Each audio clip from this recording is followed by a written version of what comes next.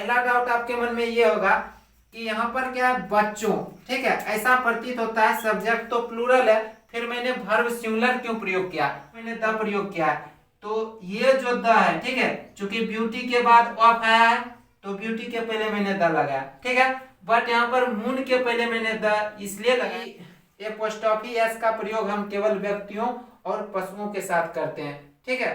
But स्वागत है आप सभी का। आज मैं आप लोगों के लिए ऑक्सफोर्ड करेंट इंग्लिश ट्रांसलेशन का एडवांस लर्नर्स एक्सरसाइज 60 सॉल्व करूंगा। आई थिंक ये क्लास आप लोगों के लिए हेल्पफुल रहेगा।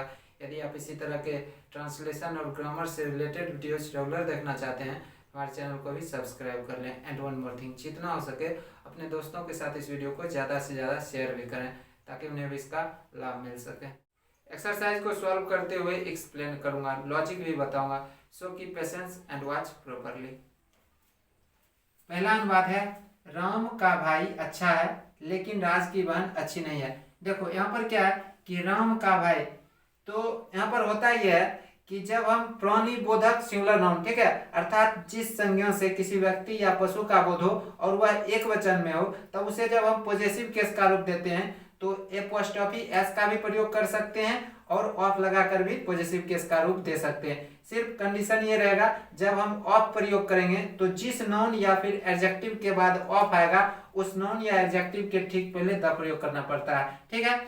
तो राम का भाई, राम्स ब्रोदर, एपोस्ट्रोफी एस का प्रयोग कर सकते हैं या फिर द ब्रोदर ऑफ राम, ठीक है। तो यहाँ पर मैं एपोस्ट्रोफी एस प्रयोग करूंगा, राम्स ब्रोदर।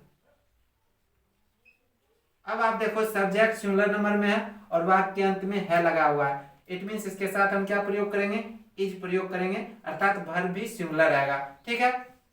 राम का भाई अच्छा है, Ram's brother is good.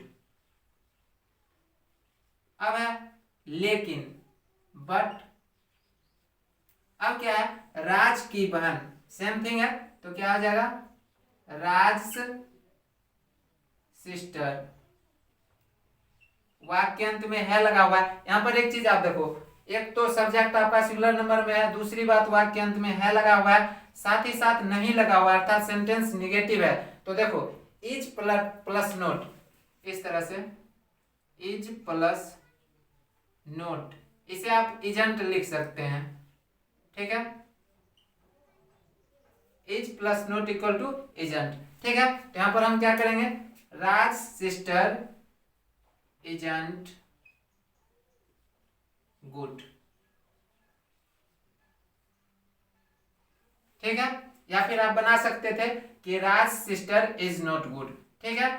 Ram का भाई अच्छा है लेकिन राज की बहन अच्छी नहीं है, Ram's brother is good but Raj sister isn't good, ठीक है। अब है इस नदी का पानी अच्छा नहीं था। देखो इस नदी का पानी, यहां पर एक चीज मैं आपको बता दूं कि एपोस्ट्रोफी एस का प्रयोग हम केवल व्यक्तियों और पशुओं के साथ करते हैं, ठीक है। बट यहाँ पर इस नदी का पानी न तो व्यक्ति है न तो पशु है, तो यहाँ पर हम केवल ऑफ लगाकर ही इसे पॉजेसिव केस का रूप दे सकते हैं, ठीक है। तो इस नदी का पानी क्या हो जाएगा, the water of this river. यहां पर एक चीज आप देखो कि जिस नाउन के बाद ऑफ आया है उस नाउन के ठीक पहले मैंने द प्रयोग किया है, ठीक है। इस नदी का पानी, the water of this river, ठीक है। अब क्या है, अच्छा नहीं था, वाक्य अंत में था लगा हुआ है, ठीक है।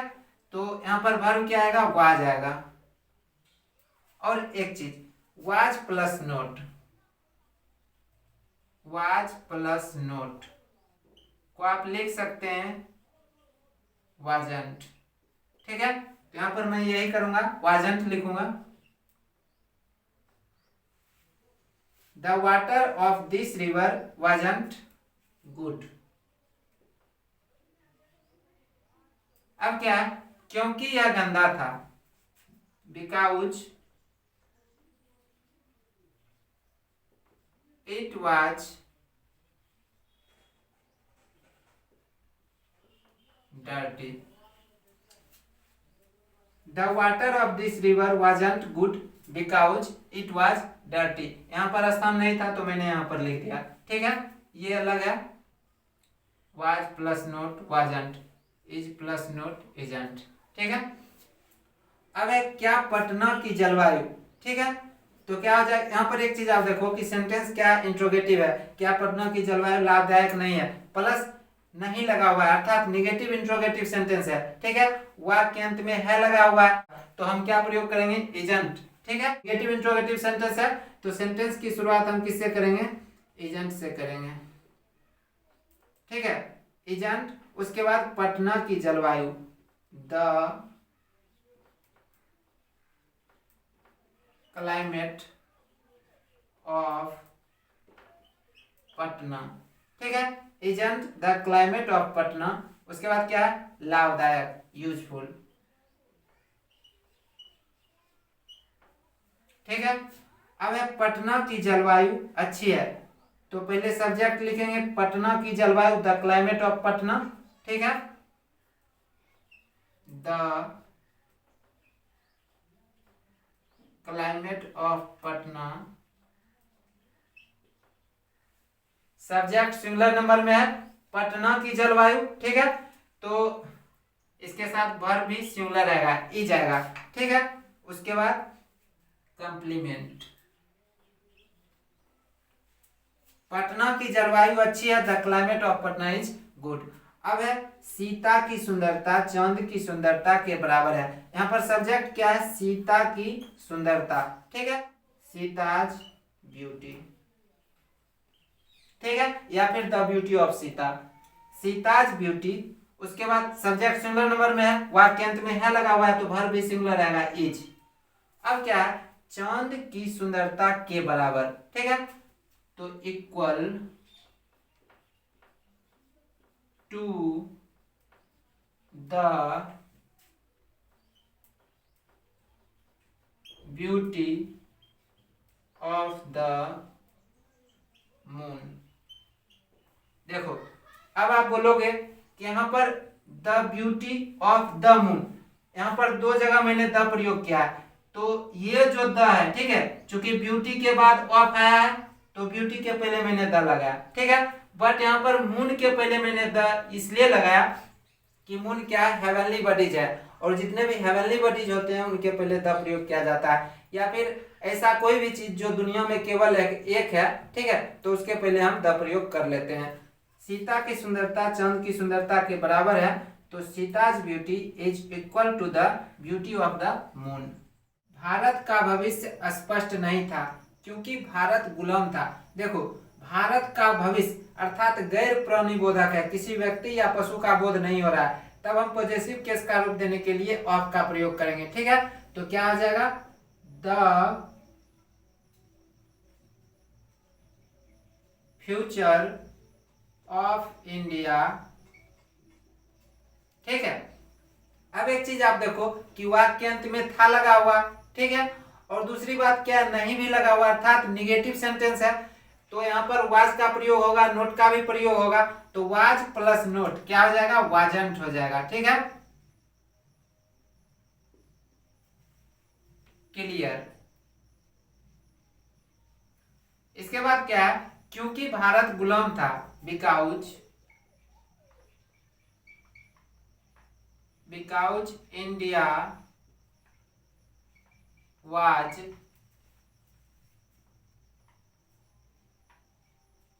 स्लेव। ठीक है, भारत का भविष्य स्पष्ट नहीं था क्योंकि भारत गुलाम था। The future of India wasn't clear because India was slave. ठीक है, अब है परंतु, बट, उसके बाद है अब, तो नाउ हो जाएगा, बट नाउ भारत का भविष्य स्पष्ट है, क्या हो जाएगा, भारत का भविष्य, the future of India, the future of India is clear. अब एक चीज यहां पर मैं आपका डाउट क्लियर कर देता हूं, जैसे कि यहां पर था the future of India wasn't, मैंने वाज प्रयोग किया, फिर यहां पर इंडिया वाज प्रयोग किया, फिर यहां पर the future of India is प्रयोग किया, अर्थात मैं यहां पर वर्ब सिंगुलर प्रयोग कर रहा हूं। क्यों, इसका रीजन है, देखो, भारत का भविष्य, और भविष्य क्या है, फ्यूचर, ये अनकाउंटेबल नाउन है, ठीक है। और अनकाउंटेबल नाउन्स को सिंगुलर माना जाता है, इसलिए मैंने इसके साथ वर्ब भी सिंगुलर प्रयोग किया, ठीक है। और यहाँ पर तो इंडिया क्या है, प्रॉपर नाउन है, तो ये वैसे भी सिंगुलर है, तो इसके साथ वर्ब सिंगुलर आएगा। बट यहाँ पर द फ्यूचर ऑफ इंडिया या फिर यहाँ पर द फ्यूचर ऑफ इंडिया, दोनों जगह क्या है, सब्जेक्ट आपका सिंगुलर नंबर में है, ठीक है। तो इसलिए वर्ब मैंने सिंगुलर प्रयोग किया। अब है भारत के लोग सक्रिय हैं, the people of India are active. देखो यहां पर मैंने वर्ब प्लूरल प्रयोग किया, रीजन ये है कि वाक्य के अंत में है लगा हुआ है, जिससे ये पता चलता है कि सब्जेक्ट जो है सो आपका क्या है, प्लूरल नंबर में है, ठीक है। इसलिए सब्जेक्ट जब प्लूरल है तो वर्ब इसके साथ प्लूरल आ गया। भारत के लोग सक्रिय हैं, the people of India are active. अब है मोहन का दोस्त, ठीक है, तो क्या आ जाएगा, मोहन्स फ्रेंड, मोहन्स फ्रेंड। इसके बाद क्या है, एक एमपी का दोस्त था, सब्जेक्ट पहले देखो क्या है, सिंगुलर नंबर में है, वाक्यांत में था लगा हुआ है, तो सब्जेक्ट के बाद वर्ब आएगा जो कि सिंगुलर रहेगा, वाज आ गया, ठीक है। अब कॉम्प्लीमेंट क्या है कि एक एमपी का दोस्त, ठीक है, तो क्या हो जाएगा, the friend of an MP. अब यहां पर एक चीज आप देखो कि मैंने एमपी के पहले एन प्रयोग क्यों किया, क्योंकि एमपी इसका जो प्रोनाउंसिएशन है वोवेल साउंड है। देखो इसका जो प्रोनाउंसिएशन क्या है, ए वोवेल साउंड है, तो इसलिए इसके पहले मैंने एन लगाया। दूसरी बात क्या था कि एमपी यहां पर क्या है, सिंगुलर काउंटेबल नाउन है, ठीक है। मोहन का दोस्त एक एमपी का दोस्त था, Mohan's friend was the friend of an MP, ठीक है। बच्चों का विकास स्पष्ट नहीं था, the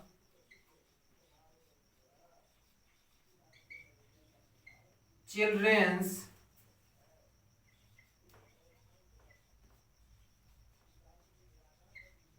development was plus not wasn't हो जाएगा, ठीक है।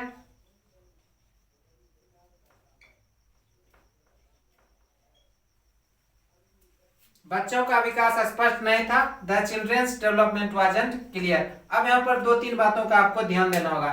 पहला डाउट आपके मन में ये होगा कि यहाँ पर क्या है, बच्चों, ठीक है, ऐसा प्रतीत होता है सब्जेक्ट तो प्लूरल है, फिर मैंने वर्ब सिंगुलर क्यों प्रयोग किया, तो मैं बताता हूँ। यहाँ पर देखो सब्जेक्ट में मेन सब्जेक्ट क्या है, बच्चों का विकास, यहाँ पर विकास सब्जेक्ट में जो मुख्य है वो क्या है, मेन फोकस किस पे है, विकास डेवलपमेंट पर है, ठीक है। और डेवलपमेंट क्या है, अनकाउंटेबल नाउन है, ठीक है, तो अनकाउंटेबल नाउन्स को सिंगुलर मानते हैं, इसलिए मैंने वर्ब सिंगुलर प्रयोग किया, ये हो गया। दूसरी बात यहाँ पर क्या है कि बच्चों का विकास अर्थात प्राणिबोधक नाउन संज्ञा है, ठीक है, अर्थात किसी सजीव का बोध हो रहा है तो इसे आप पॉजिटिव केस का रूप देने के लिए दोनों तरीका से दे सकते हैं, एपोस्ट्रोफी एस लगाकर भी, ठीक है, जैसा कि मैंने यहाँ पर किया, या फिर आप ऑफ का प्रयोग करके भी इसे पॉजिटिव केस का रूप दे सकते हैं। अब आप बोलोगे कि जब आपने एपोस्ट्रोफी एस प्रयोग किया फिर यहाँ पर द क्यों लगाया, इसका रीजन ये है कि यहाँ पर मैंने द का प्रयोग किसी पार्टिकुलर किसी विशेष के उद्देश्य से निश्चितता का बोध कराने के लिए किया। और वैसे भी जनरली देखो जब नाउन प्लूरल हो तो क्या होता है कि हम द प्रयोग नहीं करते, बट यदि निश्चितता का बोध कराना हो, किसी विशेष किसी पार्टिकुलर नाउन का वहां पर जिक्र हो, तब हम द प्रयोग कर लेते हैं निश्चितता का बोध कराने के लिए, ठीक है। और इसी उद्देश्य से मैंने यहाँ पर द प्रयोग किया, ठीक है। अब है क्या पुस्तक की कीमत अधिक नहीं है, यहाँ पर देखो सेंटेंस क्या है, निगेटिव इंट्रोगेटिव सेंटेंस है, क्या भी लगा हुआ है शुरू में, नहीं भी लगा हुआ है, वाक्यांत में है, ठीक है। और पुस्तक की कीमत सब्जेक्ट सिंगुलर है अर्थात इज प्रयोग होगा, और यहाँ पर नहीं लगा हुआ है तो इज प्लस नोट, तो सेंटेंस की शुरुआत हम किससे करेंगे, इजेंट से करेंगे, ठीक है।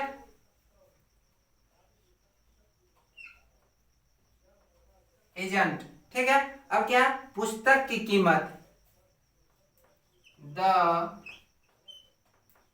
Price of the book.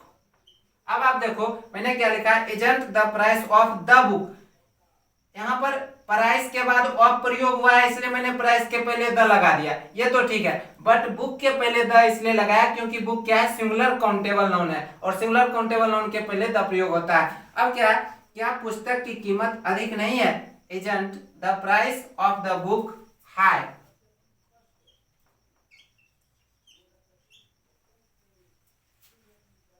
अब है नहीं, पुस्तक की कीमत अधिक नहीं है क्योंकि यह एक उपयोगी पुस्तक है। तो पहले नहीं लिखा हुआ है तो पहले नो लिखेंगे, ठीक है। अब कहता है पुस्तक की कीमत अधिक नहीं है, देखो वाक्य अंत में है लगा हुआ है, सब्जेक्ट पुस्तक की कीमत, सब्जेक्ट सिंगुलर नंबर में है, ठीक है। और सेंटेंस में नहीं का प्रयोग हुआ है, निगेटिव सेंटेंस है तो इज प्लस नोट, ठीक है, इजंट हो जाएगा। तो पुस्तक की कीमत the price of the book isn't high। उसके बाद है क्योंकि, बिकॉज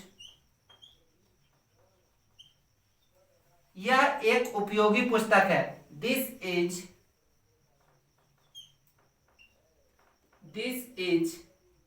ए यूजफुल बुक। नहीं तो मैंने नो लिखा, पुस्तक की कीमत अधिक नहीं है, the price of the book isn't high, ठीक है, क्योंकि बिकॉज यह एक उपयोगी पुस्तक है, this is a useful book. अब आप बोलोगे कि यूजफुल के बाद तो यहाँ पर नॉन प्रयुक्त है, ठीक है, और यहाँ पर यूजफुल क्या है, एडजेक्टिव है। और जैसा कि आप जानते हैं कि यदि किसी नॉन के पहले कोई एडजेक्टिव हो तो एडजेक्टिव के ठीक पहले हम क्या करते हैं, ए या फिर एन का प्रयोग करते हैं प्रोनाउंसिएशन के विचार से, ठीक है। और यूजफुल का प्रोनाउंसिएशन देखो,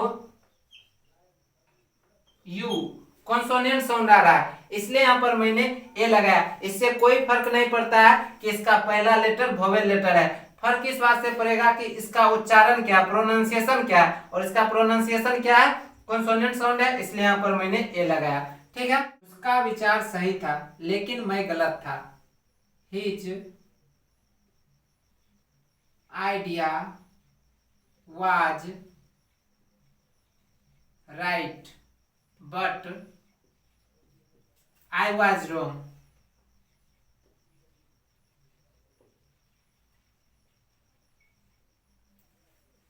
क्या यह तुम्हारा है, देखो तुम्हारा के बाद कोई नाउन प्रयुक्त नहीं है, इट मीन्स यहाँ पर तुम्हारा क्या है, पॉजेसिव प्रोनाउन के तरह प्रयुक्त हुआ है, ठीक है। तो इसके लिए योर्स प्रयोग करेंगे, ठीक है।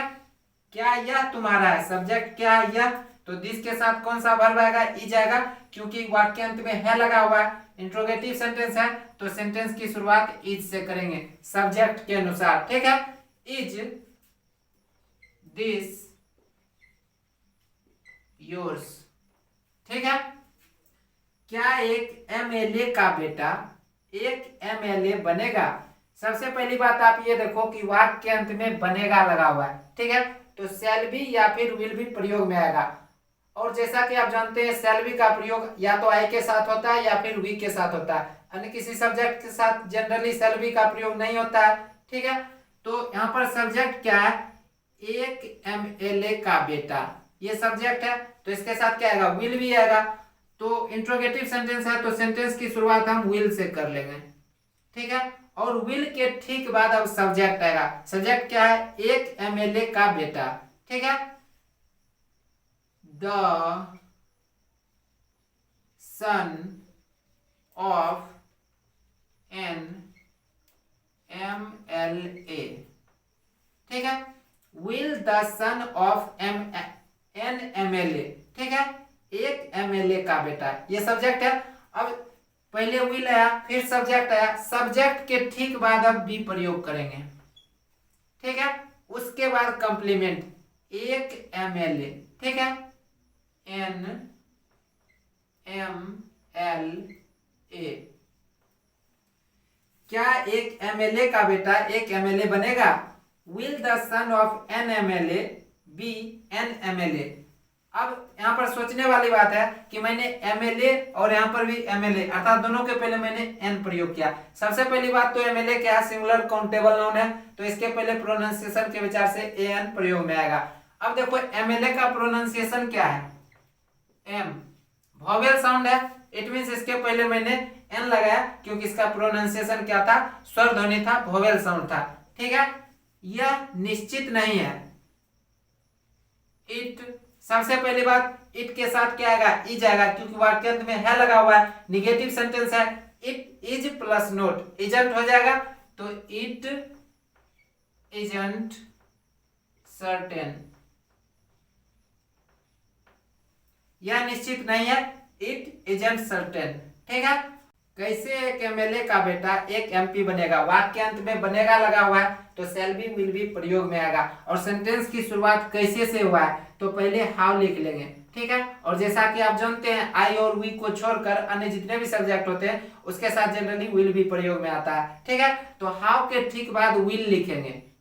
ठीक है, बी अभी नहीं लिखना है, अब पहले सब्जेक्ट लिखेंगे। तो एक एमएलए का बेटा, ये यहाँ पर सब्जेक्ट है। ठीक है, तो the son of an MLA. अब जैसे ही आपने सब्जेक्ट लिखा, सब्जेक्ट के ठीक बाद बी देंगे। अब जो भी कंप्लीमेंट है, एक एमपी, यहां पर कंप्लीमेंट क्या है, एक MP, an MP, an MP. कैसे एक एमएलए का बेटा एक एमपी बनेगा, how will the son of an MLA be an MP. और एमपी का भी प्रोनाउंसिएशन क्या है, वॉवेल साउंड है, इसलिए मैंने यहाँ पर एन लगाया। ठीक है, इस पुस्तक का रंग सफेद क्यों है, सबसे पहली बात यहाँ पर सेंटेंस में क्या है, क्यों लगा हुआ है, तो व्हाई लिख लेंगे, व्हाई मीन्स क्यों। ठीक है, अब आप देखो वाक्य अंत में है लगा हुआ है और सब्जेक्ट देखते हैं क्या, इस पुस्तक का रंग, सब्जेक्ट यहां से यहां तक है इस पुस्तक का रंग, लेकिन मेन फोकस किस पे है, रंग। ठीक है, कलर। और कलर जैसा कि आप जानते हैं अनकाउंटेबल नाउन है, अनकाउंटेबल नाउन को सिंगुलर मानते हैं और वाक्यांत में है लगा हुआ है, इट मींस इज प्रयोग करेंगे। ठीक है, तो व्हाई इज, अब सब्जेक्ट देंगे इस पुस्तक का रंग, the colour of this book, उसके बाद कंप्लीमेंट, और कंप्लीमेंट क्या है, वाक्य का पूरक सफेद, white.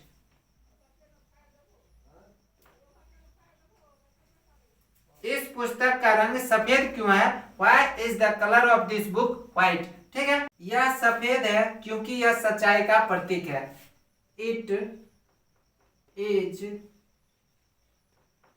White because it is the symbol of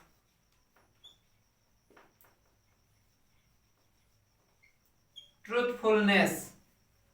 यह सफेद है क्योंकि यह सच्चाई का प्रतीक है, it is white because it is the symbol of truthfulness. Ram का दोस्त ईमानदार था, राम्स फ्रेंड वाज ऑनेस्ट, परंतु बट उसके दोस्त का दोस्त, the friend of his friend was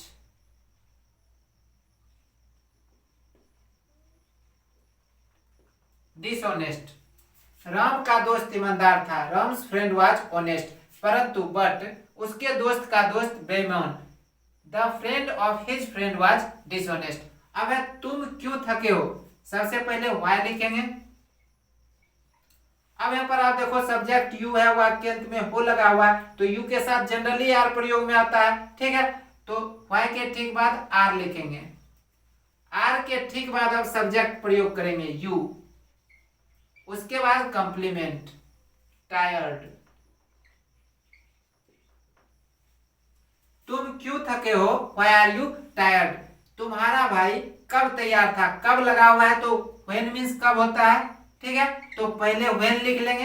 अब देखो तुम्हारा भाई सब्जेक्ट थर्ड पर्सन का सिंगुलर नंबर है, ठीक है, वाक्यांत में था लगा हुआ, इट मीन्स वाज प्रयोग में आएगा, तो व्हेन के ठीक बाद वाज लिख देंगे, व्हेन वाज, और वाज के ठीक बाद सब्जेक्ट आएगा तुम्हारा भाई, योर ब्रदर,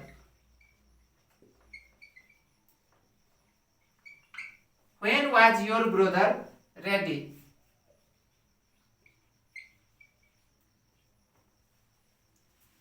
तुम्हारा भाई कब तैयार था, when was your brother ready. अब है आप धनी क्यों नहीं रहेंगे, देखो वाक्य अंत में रहेंगे लगा हुआ है, अर्थात शैल बी विल बी प्रयोग में आएगा, और सब्जेक्ट चूंकि आप है अर्थात यू, तो यू के साथ तो विल भी आएगा। और एक बात यहाँ पर क्या है कि क्यों भी लगा हुआ है, फिर नहीं भी लगा हुआ है, तो क्यों लगा हुआ है तो पहले वाई लिख लेंगे। अब हम क्या करेंगे, चूंकि यहाँ पर नहीं लगा हुआ है तो विल प्लस नोट, ठीक है, तो विल प्लस नोट क्या हो जाता है, वोंट हो जाता है, ठीक है, तो व्हाई वोंट, और वोंट के ठीक बाद अब क्या देंगे, सब्जेक्ट देंगे यू, व्हाई वोंट यू, ठीक है। अब सब्जेक्ट हो गया तो इसके ठीक बाद भी प्रयोग करेंगे। अब देखो कंप्लीमेंट क्या है, धनी रिच, ठीक है, तो रिच लिख देंगे। आप धनी क्यों नहीं रहेंगे, why won't you be rich, या फिर इसे आप सिंपल तरीका से भी बना सकते थे कि why will you not be rich, ठीक है, why will you not be rich. अब है मैं समय के फैसले के लिए तैयार रहूंगा, देखो समय के फैसले के लिए ये फालतू चीज हो गया, मैं तैयार रहूंगा, इस पे फोकस करना है। सब्जेक्ट क्या है, आई, वाक्य के अंत में रहूंगा लगा हुआ है तो शैल भी प्रयोग में आएगा, क्योंकि सब्जेक्ट आई है, तो आई शैल बी, उसके बाद कंप्लीमेंट क्या है, तैयार, रेडी, मैं तैयार रहूंगा, आई शैल बी रेडी। अब क्या है कि इसे आप ऑब्जेक्ट बोल सकते हैं, ठीक है, या फिर समय के फैसले के लिए, तो क्या हो जाएगा, for the judgement of the time, मैं समय के फैसले के लिए तैयार रहूंगा, आई शैल बी रेडी, ठीक है, for the judgement of the time.